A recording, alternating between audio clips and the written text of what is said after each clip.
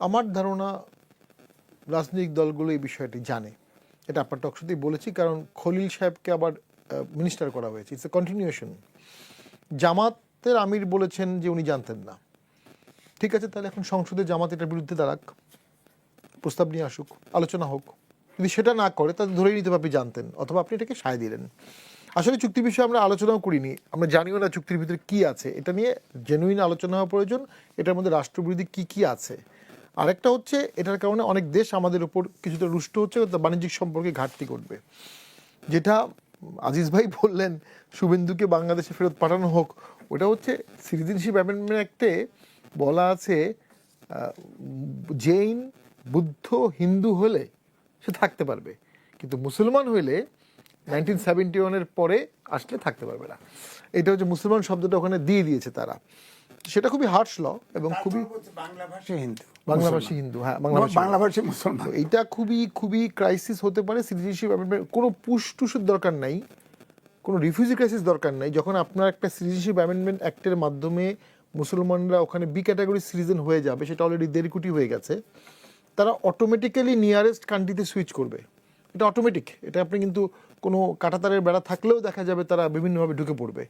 Spill over effect যেটা বলে, এটা হবে, সেটা হচ্ছেও হয়তো বা, সেটা খুব ডেঞ্জারাস। এর বাইরে শুভেন্দু এসে যা যা বলেছে উনি এটা বাস্তবায়ন করবে, এটা আমার বিশ্বাস হয় না। এটা ভোটের জন্য বলেছে, এটা ভোটের জন্য তাকে বলতে হয়েছে। আমরা তো দেখেছি যে ভোটের আগে তিনি কিন্তু বাংলাদেশকে নিয়ে নানা ধরনের বক্তব্য দিয়েছেন। তিনি বাংলাদেশকে গাজা বানিয়ে দিবেন এমন কথাও কিন্তু বলেছেন। অপারেশন সিন্দুরের কথাও কিন্তু বারবার তিনি মনে করিয়ে দিয়েছেন। তার এই নির্বাচনের জয়লাভের মধ্য দিয়ে সীমান্তে যে রাজনীতি, সেই রাজনীতিতে এক ধরনের পরিবর্তন আসবে কিনা, অথবা এখন যে সরকার আছে সেই সরকারকে তিনি চাপে রাখতে পারবে কিনা, দেখুন চাপ দেবে কিনা। পশ্চিমবঙ্গ একটা প্রদেশ, আমাদের ক্যালকাটার সাথে তো কোনো কথা হবে না, আমাদের কথা হবে সরাসরি দিল্লির সাথে। ভারতের একটা প্রদেশে কি হচ্ছে এটা নিয়ে আমরা খুব কনসার্ন হওয়ার কিছু নাই। কিন্তু সে প্রদেশ তো আপনার আমাদের না, সীমান্তের এটা সাথেই। সীমান্তের সাথে, এটা একটা সীমান্তের সাথে আরও অনেক প্রদেশ আছে, হ্যাঁ এটা একটা সমস্যা। আর একটা সমস্যা ঘটেছে বাংলাদেশে, যদিও এটা আমাদের বলা ঠিক না।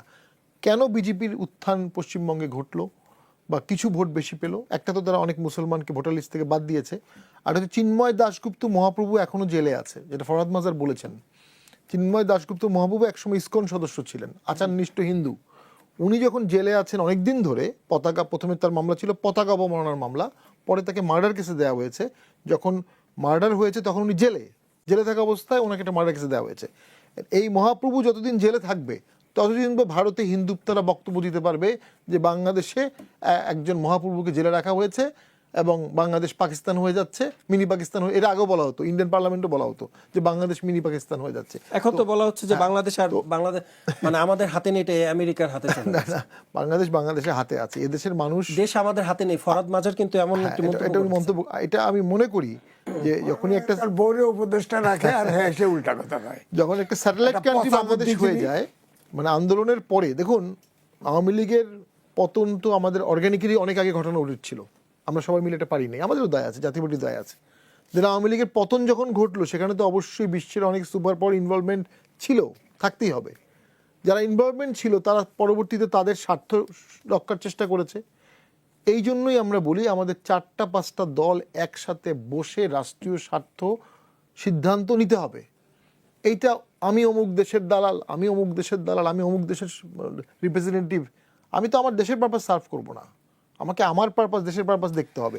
সেইটার জন্য শেষ করে দিচ্ছি, সেইটার জন্য আমরা দেখলাম না কোনো সিনিয়র পলিটিশিয়ান এই উদ্যোগটা আজ পর্যন্ত নিয়েছে। জি, জনাব শামীম হায়দার পাটোয়ারি, একটি ভিন্ন প্রসঙ্গে আসতে চাই, একটু বুঝতে চাই আপনার কাছে। সম্প্রতি ঢাকা সুপ্রিম কোর্ট বার অ্যাসোসিয়েশনের নির্বাচন হয়েছে। এর আগে কিন্তু অন্যান্য আইনজীবীদের যে সংগঠন সেখানকার নির্বাচন হয়েছে, কিন্তু আমরা দেখেছি যে সেই নির্বাচনে আওয়ামী পন্থী যে আইনজীবী আছেন তাদেরকে অংশগ্রহণ করতে দেওয়া হয়নি, মনোনয়নপত্র অনেক জায়গায় তুলতে দেওয়া হয়নি। তো এক্ষেত্রে আন্তর্জাতিক সংস্থা England and Wales law society তারা উদ্বেগ প্রকাশ করেছে। এবং আমি যদি একটু বলি যে প্রধানমন্ত্রী তারেক রহমানকেও কিন্তু এই বিষয়ে একটি চিঠিও দেওয়া হয়েছে, এবং তারা বলছেন যে আইনের শাসনের জন্য এটি হুমকি। আইনজীবীদের নির্বাচনে যদি বিতর্কিত হয় তাহলে সেখানে আসলে ন্যায় বিচার কিভাবে হবে? যেমন সাইফুল ভাই এখানে আছেন, আসলে আওয়ামী লীগের আমলের শেষের দিকে তো সুপ্রিম কোর্ট বার ঢাকা বার নির্বাচনে অনিয়ম হয়েছিল, এবং আমাদের বর্তমান অ্যাটর্নি জেনারেল তো জেলেও ছিলেন, আরও অনেকেই নির্যাতনের শিকার হয়েছিলেন।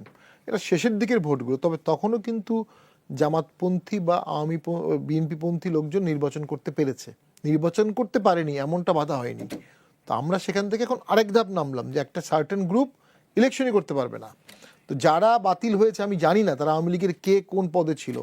40 জন কি আওয়ামী লীগের পদে ছিল? অবশ্যই না। আমি একটু যদি গাজীপুর জেলা আইনজীবী সমিতির একটি ঘটনা আপনাকে দেখাই, সেখানে যিনি নির্বাচন কমিশনার ছিলেন তাকে একটি ভিডিও বার্তা আমরা দেখেছি যে তিনি বলছেন যে আওয়ামী ব্যানারে যারা যুক্ত ছিলেন তাদেরকে মনোনয়নপত্র দেয়া হবে না এবং তারা কোথাও নির্বাচন করতে পারবে না, এমন একটি মন্তব্য কিন্তু তিনি করেছেন। মানে আওয়ামী পন্থীদের প্রতি আসলে ভয় কেন এবং মানে কিসের ভিত্তিতে তারা আসলে কেন দিচ্ছেন? স্বতন্ত্র প্রার্থী তারা, তাদেরকেও কিন্তু মনোনয়নপত্র তুলতে দেয়া হচ্ছে না, নির্বাচন তো অনেক জি পরের আমরা কথা। এটা শুনেছি। এটা সম্পূর্ণ অসাংবিধানিক এবং আইনজীবীর মহান পেশার সাথে সামঞ্জস্যপূর্ণ না, এবং জামাত ইসলামীর উচিত এই বিষয়ে প্রতিবাদ করা। কারণ তারা কিন্তু ভোটার হিসেবে আছে, তারা ভোট দিতে পারবে কিন্তু ভোট করতে পারবে না। তারা সদস্য আছে, তার সদস্যপদ বাতিল করে দেন।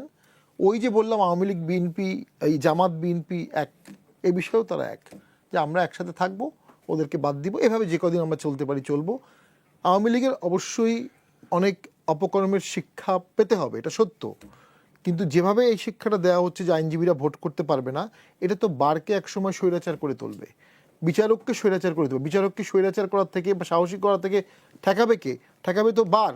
সে বার যদি ওয়ান সাইডেড হয়ে যায়, সরকার এক গ্রুপের, সংসদ এক গ্রুপের, বারও এক গ্রুপের, তাহলে অটোমেটিক বিচার বিভাগও ওই গ্রুপের হয়ে যাবে। তাই বিচার বিভাগের জন্য যে স্বাধীন বার দরকার, সেই বারটা নাই। সাংবাদিক, বিচার বিভাগ, আইনজীবী এইসব জায়গায় হাত দেওয়া উচিত না।